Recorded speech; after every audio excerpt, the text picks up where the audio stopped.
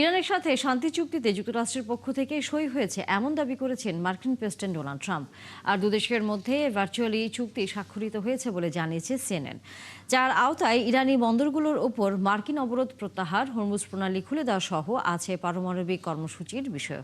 এদিকে ইরানের আস্থা অর্জনে যুক্তরাষ্ট্রকে দীর্ঘ পথ পেরোতে হবে বলে জানিয়েছেন ইসমাইল বাঘাই। আরও জানাচ্ছেন আরফাত ইসলাম।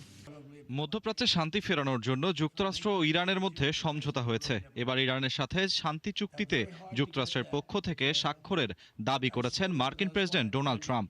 মার্কিন কর্মকর্তার বরাতে সিএনএন বলছে, প্রেসিডেন্ট ডোনাল্ড ট্রাম্প এবং vice president JD veins virtually স্বাক্ষর করেছেন সেই চুক্তিতে। ইরানের পক্ষে এতে স্বাক্ষর করেন দেশটির পার্লামেন্ট স্পিকার মোহাম্মদ বাঘের গালিবাফ। চুক্তির আওতায় ইরানের বন্দরগুলোর উপর মার্কিন অবরোধ প্রত্যাহার, হরমুজ প্রণালী খুলে দেয়া এবং আগামী ৬০ দিনের মধ্যে পারমাণবিক ইস্যুতে নতুন আলোচনা শুরুর কথা রয়েছে। ইরানের গণমাধ্যম জানিয়েছে, নৌ অবরোধ প্রত্যাহারের পর হরমুজ পেরিয়েছে ৩টি ইরানি তেলবাহী ট্যাঙ্কার এবং ২টি পণ্যবাহী জাহাজ। একাধিক মার্কিন টেলিভিশন চ্যানেলে জেডি ভেন্স বলেছেন, চুক্তির অনেক বিষয় এখনও চূড়ান্ত করা বাকি, তবে আলোচনার টেবিলে এগিয়ে যুক্তরাষ্ট্রই।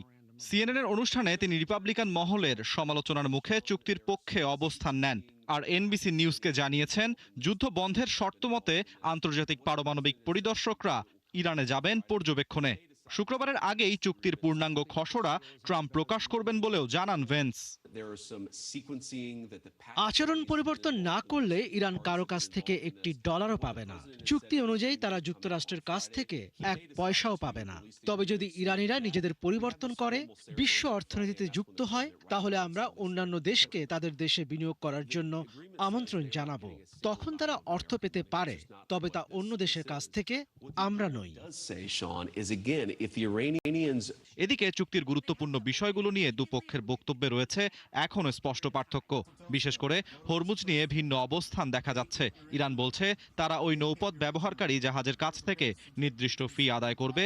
অন্যদিকে ট্রাম্প দাবি করেছেন, শুক্রবার থেকেই কোনো ধরনের টোল ছাড়াই প্রণালীটি পুরোপুরি খুলে দেওয়া হবে। যুক্তরাষ্ট্র ইরান চুক্তি সত্ত্বেও দক্ষিণ লেবাননে ইসরায়েলি সেনাদের উপস্থিতি অব্যাহত থাকবে বলে জানান নেতানিয়াহু। দক্ষিণ লেবাননে ফিরতে শুরু করেছেন বাস্তুচ্যুত লেবানিজ নাগরিকরা। তবে ওই অঞ্চলে এখনও ইসরায়েলি বাহিনী ও হিজবুল্লাহর মধ্যে বিচ্ছিন্ন সংঘর্ষ ও গোলাগুলি চলমান রয়েছে। যুক্তরাষ্ট্রের সঙ্গে চুক্তি স্বাক্ষরকে বড় অর্জন বলে ইরানকে অভিনন্দন জানিয়েছে হিজবুল্লাহ। আরাফাত ইসলাম, ৭১। ইরানের সাথে ভার্চুয়ালি শান্তি চুক্তি স্বাক্ষর করেছে যুক্তরাষ্ট্র, এমন প্রতিবেদন করেছে সিএনএন। তথ্য নিশ্চিত করেছেন ট্রাম্প নিজেও। ইরানি বন্দরগুলোর ওপর মার্কিন অবরোধ তুলে নেয়া, হরমুজ প্রণালী খুলে দেওয়া সহ চুক্তিতে আছে পারমাণবিক চুক্তির কর্মসূচির বিষয়টি। তবে এই চুক্তি নিয়ে যুক্তরাষ্ট্রের বিভিন্ন গণমাধ্যমে ভিন্ন ভিন্ন বার্তা দিয়েছেন মার্কিন ভাইস প্রেসিডেন্ট জেডি ভেন্স। আরও জানাচ্ছেন আরাফাত ইসলাম। মধ্যপ্রাচ্যে শান্তি ফেরানোর জন্য যুক্তরাষ্ট্র ও ইরানের মধ্যে সমঝোতা হয়েছে। এবার ইরানের সাথে শান্তি চুক্তিতে যুক্তরাষ্ট্রের পক্ষ থেকে স্বাক্ষরের দাবি করেছেন মার্কিন প্রেসিডেন্ট ডোনাল্ড ট্রাম্প। মার্কিন কর্মকর্তার বরাতে সিএনএন বলছে, প্রেসিডেন্ট ডোনাল্ড ট্রাম্প এবং vice president JD veins virtually স্বাক্ষর করেছেন সেই চুক্তিতে। ইরানের পক্ষে এতে স্বাক্ষর করেন দেশটির পার্লামেন্ট স্পিকার মোহাম্মদ বাঘের গালিবাফ। চুক্তির আওতায় ইরানের বন্দরগুলোর উপর মার্কিন অবরোধ প্রত্যাহার, হরমুজ প্রণালী খুলে দেয়া এবং আগামী ৬০ দিনের মধ্যে পারমাণবিক ইস্যুতে নতুন আলোচনা শুরুর কথা রয়েছে। ইরানের গণমাধ্যম জানিয়েছে, নৌ অবরোধ প্রত্যাহারের পর হরমুজ পেরিয়েছে ৩টি ইরানি তেলবাহী ট্যাঙ্কার এবং ২টি পণ্যবাহী জাহাজ। এদিকে চুক্তির গুরুত্বপূর্ণ বিষয়গুলো নিয়ে দুপক্ষের বক্তব্যে রয়েছে এখনো স্পষ্ট পার্থক্য। বিশেষ করে হরমুজ নিয়ে ভিন্ন অবস্থান দেখা যাচ্ছে। ইরান বলছে, তারা ওই নৌপথ ব্যবহারকারী জাহাজের কাছ থেকে নির্দিষ্ট ফি আদায় করবে। অন্যদিকে ট্রাম্প দাবি করেছেন, শুক্রবার থেকেই কোনো ধরনের টোল ছাড়াই প্রণালীটি পুরোপুরি খুলে দেওয়া হবে। যুক্তরাষ্ট্র ইরান চুক্তি সত্ত্বেও দক্ষিণ লেবাননে ইসরায়েলি সেনাদের উপস্থিতি অব্যাহত থাকবে বলে জানান নেতানিয়াহু। দক্ষিণ লেবাননে ফিরতে শুরু করেছেন বাস্তুচ্যুত লেবানিজ নাগরিকরা। তবে ওই অঞ্চলে এখনও ইসরায়েলি বাহিনী ও হিজবুল্লাহর মধ্যে বিচ্ছিন্ন সংঘর্ষ ও গোলাগুলি চলমান রয়েছে। যুক্তরাষ্ট্রের সঙ্গে চুক্তি স্বাক্ষরকে বড় অর্জন বলে ইরানকে অভিনন্দন জানিয়েছে হিজবুল্লাহ। আরাফাত ইসলাম, ৭১। ইরানের উচ্চমাত্রার ইউরেনিয়াম জোর করে দখলে নিতে স্থল অভিযানে পরিকল্পনা করেছিল যুক্তরাষ্ট্র। তবে সম্ভাব্য প্রাণহানি, ইরানের পাল্টা প্রতিক্রিয়া এবং বিশ্ব অর্থনীতিতে বড় ধাক্কার আশঙ্কায় শেষ পর্যন্ত সেই পরিকল্পনা থেকে সরে আসে মার্কিন প্রেসিডেন্ট ডোনাল্ড ট্রাম্প। মার্কিন সংবাদ মাধ্যম CNN এর প্রতিবেদনে উঠে এসেছে এসব তথ্য। আরাফাত ইসলামের আরেকটি রিপোর্ট। ইরানের পারমাণবিক কর্মসূচি ঠেকাতে সামরিক পদক্ষেপের কতটা কাছাকাছি পৌঁছে গিয়েছিল যুক্তরাষ্ট্র, সিএনএনের সাম্প্রতিক এক প্রতিবেদনে উঠে এসেছে সেই চিত্র। প্রতিবেদন বলছে, মে মাসের দ্বিতীয়ার্ধে ফ্লোরিডায় মার্কিন সেন্ট্রাল কমান্ড সেনকমের সদর দপ্তরে অত্যন্ত গোপন একটি বৈঠক হয়। সেখানে ইরানের উচ্চমাত্রায় সমৃদ্ধ ইউরেনিয়াম জোর করে দখলে নেবার লক্ষ্যে সম্ভাব্য স্থল অভিযানের পরিকল্পনা নিয়ে বিস্তারিত ব্রিফিং দেওয়া হয়। বৈঠকে অংশ নিতে নেটো বৈঠক ছেড়ে দ্রুত ফ্লোরিডায় যান যুক্তরাষ্ট্রের জয়েন্ট চিফ অব স্টাফের চেয়ারম্যান জেনারেল ড্যান কেইন। বৈঠকের পর ট্রাম্পকে সম্ভাব্য সামরিক বিকল্পগুলো সম্পর্কে অবহিত করেন জেনারেল কেইন। তবে শেষ পর্যন্ত অভিযানের অনুমোদন দেননি ট্রাম্প। কারণ হিসেবে সামনে আসে কয়েকটি বড় ঝুঁকি। মার্কিন গোয়েন্দাদের মূল্যায়নে এমন অভিযান চালানো হলে ইরান কঠোর প্রতিশোধ নিতে পারে। এতে মধ্যপ্রাচ্যের সংঘাত আরও বিস্তৃত হবার পাশাপাশি বিশ্ব অর্থনীতিতেও বড় ধরনের অস্থিরতা তৈরি হতে পারে। বিশেষ করে ইরান ইয়েমেনের হুতি গোষ্ঠীকে ব্যবহার করে বাবাল মানদেব প্রণালী বন্ধ করে দিতে পারে বলে আশঙ্কা ছিল। লোহিত সাগর ও ভারত মহাসাগরকে সংযুক্ত করা এই নৌপথ বিশ্ব বাণিজ্যের অন্যতম গুরুত্বপূর্ণ রুট হিসেবে বিবেচিত। এছাড়া স্থল অভিযানে বিপুল সংখ্যক মার্কিন সেনা হতাহতের সম্ভাবনাও বিবেচনায় নিয়েছিলেন ট্রাম্প। সামরিক কমান্ডাররাও দীর্ঘমেয়াদী যুদ্ধের ঝুঁকি এবং যুক্তরাষ্ট্রের অস্ত্র ভাণ্ডার ও সামরিক প্রস্তুতির উপর সম্ভাব্য চাপ নিয়ে সতর্ক করেছিলেন। তবে ইরানের পারমাণবিক কর্মসূচি নিয়ে উদ্বেগ কমেনি ওয়াশিংটনের। আন্তর্জাতিক পরমাণু শক্তি সংস্থার তথ্য অনুযায়ী ইরান বর্তমানে প্রায় অস্ত্র তৈরির পর্যায়ে ইউরেনিয়াম মজুত করেছে। IAEA এর মহাপরিচালক সতর্ক করেন, তেহরান চাইলে বর্তমান মজুদ দিয়েই প্রায় 10টি পারমাণবিক বোমা তৈরি করতে পারে। মার্কিন কর্মকর্তারা দাবি করেছেন, ইরানের ইউরেনিয়াম মজুদ কোথায় রয়েছে সে বিষয়ে তাদের গোয়েন্দা তথ্য যথেষ্ট নির্ভরযোগ্য। তবে সামরিক বিশেষজ্ঞদের মতে, ভূগর্ভস্থ স্থাপনায় ছড়িয়ে থাকা এসব উপাদান যুদ্ধক্ষেত্রে সম্পূর্ণ নিরাপদে উদ্ধার করা অত্যন্ত কঠিন কাজ। সামরিক বিকল্প আপাতত স্থগিত রাখলেও কূটনৈতিক সমাধানের পথেই হাঁটছে ওয়াশিংটন। তবে আলোচনা ভেস্তে গেলে পরিস্থিতি আবারও সামরিক সংঘাতের দিকে গড়াতে পারে বলে আশঙ্কা বিশ্লেষকদের। আরাফাত ইসলাম, ৭১। মধ্যপ্রাচ্যে ইরানকে দুর্বল করা, পারমাণবিক কর্মসূচি ধ্বংস করা এবং তেহরানের আঞ্চলিক প্রভাব কমিয়ে আনার লক্ষ্যে শুরু হয়েছিল যুক্তরাষ্ট্র ইসরায়েলের চাপ ও সংঘাত। কিন্তু কয়েক মাস পর পরিস্থিতি বলছে ভিন্ন কথা। মার্কিন সংবাদ মাধ্যম দ্য নিউ ইয়র্ক টাইমসের প্রতিবেদনে বলা হয়েছে, যুদ্ধের ধাক্কা সামলেও ইরান এখন আগের চেয়ে আরও বেশি সামরিক কেন্দ্রিক, আরও আত্মবিশ্বাসী এবং আঞ্চলিক রাজনীতিতে প্রভাব ধরে রাখতে দৃঢ় অবস্থানে রয়েছে। বিস্তারিত জানাচ্ছেন মনিরুজ্জামান বাবু। মধ্যপ্রাচ্যের সংঘাতের শুরুতে ধারণা ছিল তীব্র সামরিক ও অর্থনৈতিক চাপের মুখে ইরানের ক্ষমতার কাঠামো দুর্বল হয়ে পড়বে। কিন্তু বাস্তবে দেখা যাচ্ছে উল্টো চিত্র। যুদ্ধ শুরুর প্রায় 4 মাস পরও বড় কোনো কৌশলগত ছাড় না দিয়েই টিকে আছে তেহরান। মার্কিন সংবাদ মাধ্যম নিউ ইয়র্ক টাইমস বলছে, যুদ্ধ পরবর্তী সময়ে ইরানের ক্ষমতার কাঠামো এসেছে বড় পরিবর্তন। সর্বোচ্চ নেতা আয়াতুল্লাহ আলী খামেনির মৃত্যুর পর তুলনামূলক তরুণ, কঠোর অবস্থান সম্পন্ন এবং নিরাপত্তা কেন্দ্রিক নেতৃত্ব সামনে এসেছে। বিশ্লেষকদের মতে, বর্তমান ব্যবস্থা যেন ইসলামিক রিপাবলিক 3.0, যেখানে ধর্মীয় কর্তৃত্বের চেয়ে বেশি প্রভাবশালী হয়ে উঠেছে ইসলামিক রেভলিউশনারি গার্ড কর্পস বা IRGC। নিরাপত্তা, পররাষ্ট্রনীতি এবং রাষ্ট্র পরিচালনায় এখন তাদের ভূমিকা আগের যে কোনো সময়ের চেয়ে বেশি। দীর্ঘদিনের চাপ ও হামলার মধ্যে ইরান তাদের পারমাণবিক সক্ষমতার গুরুত্বপূর্ণ অংশ ধরে রাখতে পেরেছে। বিশেষজ্ঞদের মতে, দেশটি এখনও নিউক্লিয়ার থ্রেশহোল্ডের কাছাকাছি অবস্থানে রয়েছে, অর্থাৎ রাজনৈতিক সিদ্ধান্ত নিলে দ্রুত পারমাণবিক অস্ত্র তৈরির পথে এগোতে পারে। একই সঙ্গে হিজবুল্লাহ, হামাস ও হুথি গোষ্ঠীর মতো আঞ্চলিক মিত্রদের মাধ্যমে মধ্যপ্রাচ্যে নিজেদের প্রভাবও ধরে রেখেছে তেহরান। আলোচনার টেবিলেও আপোষহীন অবস্থানে রয়েছে তেহরান। পারমাণবিক কর্মসূচি পুরোপুরি বন্ধ করতে রাজি নয় তারা, বরং সীমিত সমঝোতার বিনিময়ে নিষেধাজ্ঞা শিথিল এবং জব্দকৃত সম্পদ ফেরত চায় ইরান। বিশ্লেষকদের মতে হরমুজ প্রণালীর ওপর প্রভাব এখনও ইরানের সবচেয়ে গুরুত্বপূর্ণ কৌশলগত শক্তিগুলোর একটি। এটি ব্যবহার করে ভবিষ্যৎ হামলা ঠেকানো এবং যুক্তরাষ্ট্র ইসরায়েলের ওপর চাপ ধরে রাখতে চাইছে তেহরান।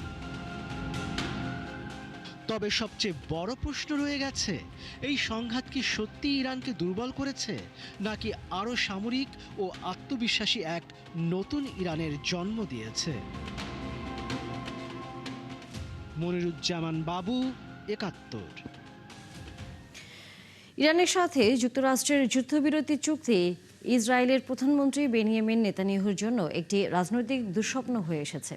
বিশ্লেষকদের মতে যুদ্ধের মাধ্যমেই নিজের লক্ষ্য অর্জনের ব্যর্থ হওয়ার পাশাপাশি লেবাননে চলমান সামরিক অভিযানে ব্যস্ত থাকায় নেতানিয়াহু এখন রাজনৈতিকভাবে কঠিন অবস্থায় রয়েছেন। একই সাথে এই চুক্তি ইসরায়েলের জন্য বড় ধরনের কৌশলগত ধাক্কা। এতে স্পষ্ট হচ্ছে ওয়াশিংটনে প্রভাব কমছে নেতানিয়াহুর। বিস্তারিত মনিরুজ্জামান বাবুর আরেকটি প্রতিবেদনে।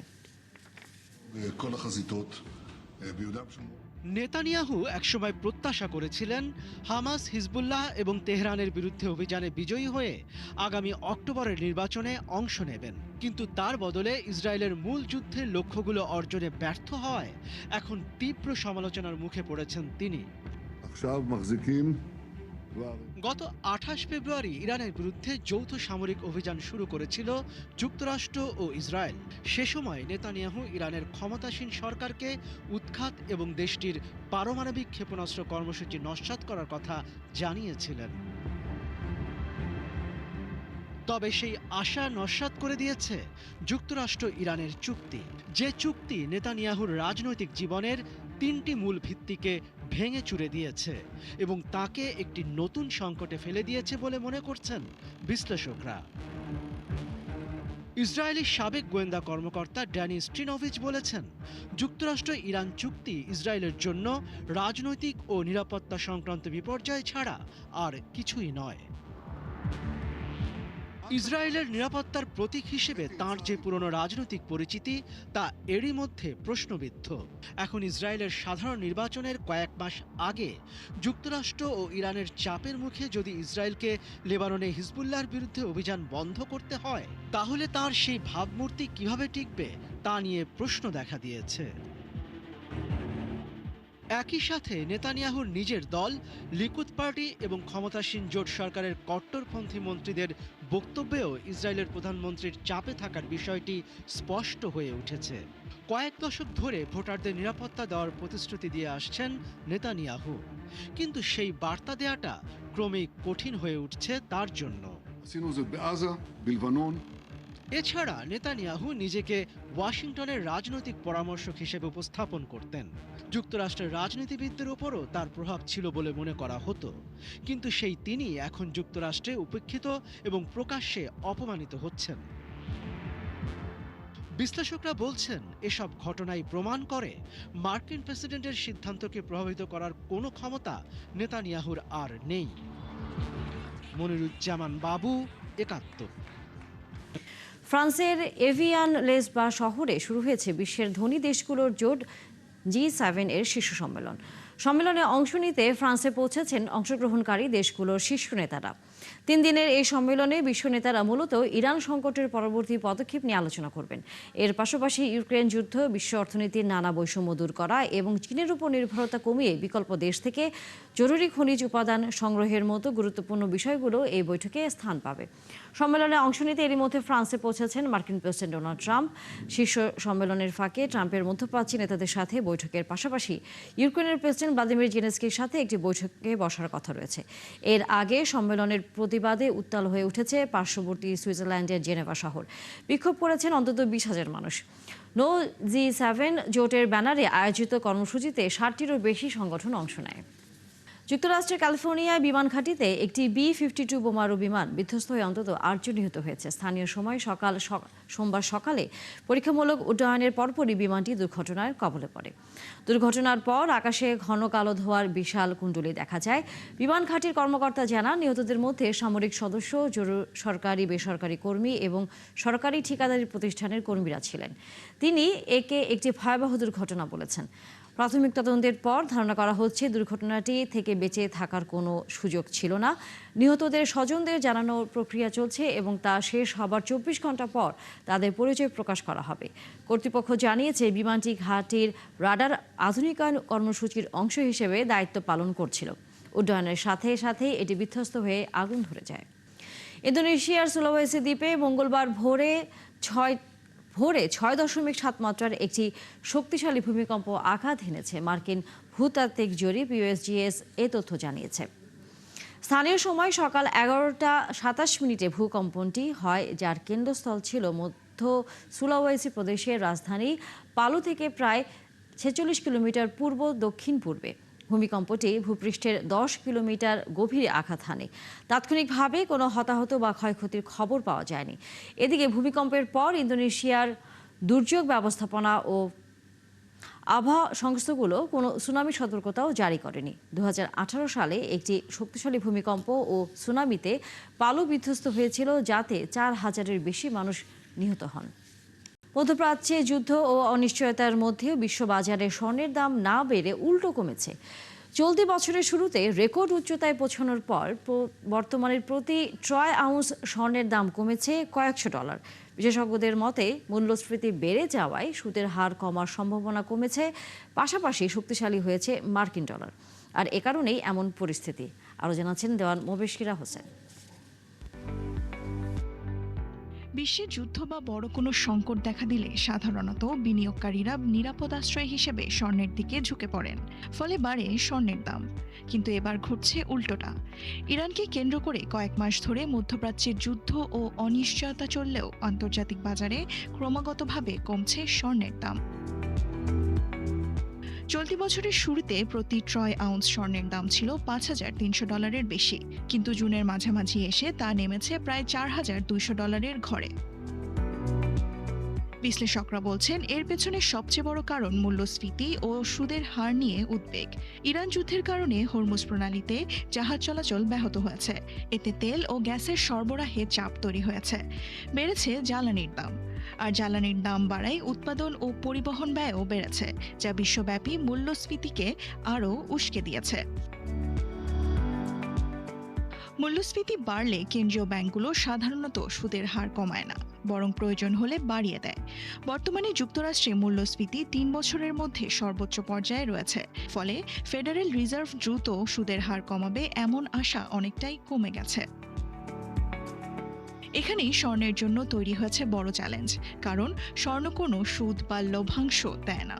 অন্যদিকে ব্যাংক আমানত, বন্ড বা ডলারে বিনিয়োগ করলে সুদ পাওয়া যায় না। ফলে সুদের হার বেশি থাকলে বিনিয়োগকারীরা স্বর্ণ ছেড়ে সুদবাহী সম্পদের দিকে ঝুঁকে পড়েন। একই সঙ্গে যুদ্ধকালীন অনিশ্চয়তায় শক্তিশালী হয়েছে মার্কিন ডলার। আন্তর্জাতিক বাজারে স্বর্ণের দাম ডলারে নির্ধারিত হওয়ায় শক্তিশালী ডলারও স্বর্ণের উপর অতিরিক্ত চাপ সৃষ্টি করছে। অর্থাৎ এবার যুদ্ধ নয়, বরং যুদ্ধের কারণে তৈরি হওয়া মূল্যস্ফীতি, উচ্চ সুদের আশঙ্কা এবং শক্তিশালী ডলার, এই 3 কারণ মিলেই বিশ্ববাজারে স্বর্ণের দামকে নিম্নমুখী করে রেখেছে। তবে যুদ্ধ পরিস্থিতির পরিবর্তন হলে আগামী মাসগুলোতে স্বর্ণবাজারের দিকও বদলে যেতে পারে। দেওয়ান মুবাশশিরা হোসেন, 71। আলবেনিয়ার উপকূলে বিলাসবহুল রিসোর্ট নির্মাণের পরিকল্পনা ঘিরে তৈরি হয়েছে পরিবেশগত উদ্বেগ। সংরক্ষিত ভিজেসা নার্তা এলাকায় এই প্রকল্প বাস্তবায়িত হলে বিপন্ন হতে পারে অন্তত 7,000 ফ্লেমিঙ্গোর আবাসস্থল, এমন সতর্কতা দিয়েছে প্রাণী সংরক্ষণ সংগঠনগুলো। প্রকল্পটির সাথে যুক্ত রয়েছেন মার্কিন প্রেসিডেন্ট ডোনাল্ড ট্রাম্পের জামাতা জেরেড কুশনারের বিনিয়োগ প্রতিষ্ঠান। বিস্তারিত নাহিদা রিন্ধির প্রতিবেদনে। প্রকৃতির স্বর্গখ্যাত আলবেনিয়ার উপকূলে বিলাসবহুল রিসোর্ট নির্মাণের পরিকল্পনা জন্ম দিয়েছে বিতর্কের। প্রকল্পটি বাস্তবায়িত হলে হুমকিতে পড়ছে হাজারো ফ্লেমিঙ্গোর আবাসস্থল। আলবেনিয়ার ভিজোসা নার্তা সংরক্ষিত এলাকায় প্রস্তাবিত বিলাসবহুল রিসোর্ট প্রকল্প নিয়ে উদ্বেগে পরিবেশবাদীরা। পাখি সংরক্ষণ স্থান PPNEA ও বার্ড লাইফ আলবেনিয়ার তথ্য মতে প্রতি বছর এই সংরক্ষিত এলাকায় প্রায় 7,000 পর্যন্ত ফ্লেমিঙ্গো আসা যাওয়া করে। শুধু ফ্লেমিঙ্গোর আবাসস্থল নয়, জায়গাটি সিল ও কচ্ছপের প্রজনন স্থান। প্রস্তাবিত 1.4 বিলিয়ন ইউরোর প্রকল্পটি আলবেনিয়ার দক্ষিণাঞ্চলের নার্তাল লেগুনের কাছাকাছি গড়ে তোলার পরিকল্পনা করা হয়েছে। প্রকল্পে যুক্ত রয়েছে জ্যারেড কুশনারের প্রতিষ্ঠান অ্যাফিনিটি পার্টনার্স। পরিবেশ সংরক্ষণ কর্মীদের আশঙ্কা, নির্মাণ কাজ শুরু হলে প্রাকৃতিক ভারসাম্য নষ্ট হতে পারে এবং কমে যেতে পারে ফ্লেমিঙ্গোর সংখ্যা। এমনকি এই এলাকা ছেড়ে চলেও যেতে পারে ফ্লেমিঙ্গো। নাহিদা রিন্থি, ৭১। এই ছিল আজকের আয়োজনে। বিশ্বের আরও নতুন কিছু খবর ও বিশ্লেষণ নিয়ে আগামীকাল সকাল 9:30 আবারও হাজির হবে বিশ্বযোগ। সরাসরি সংবাদ অনুষ্ঠান দেখতে চোখ রাখুন ৭১-এর ফেসবুক পেজে এবং সাবস্ক্রাইব করুন ৭১-এর ইউটিউব চ্যানেল। থাকুন ৭১-এর সাথে।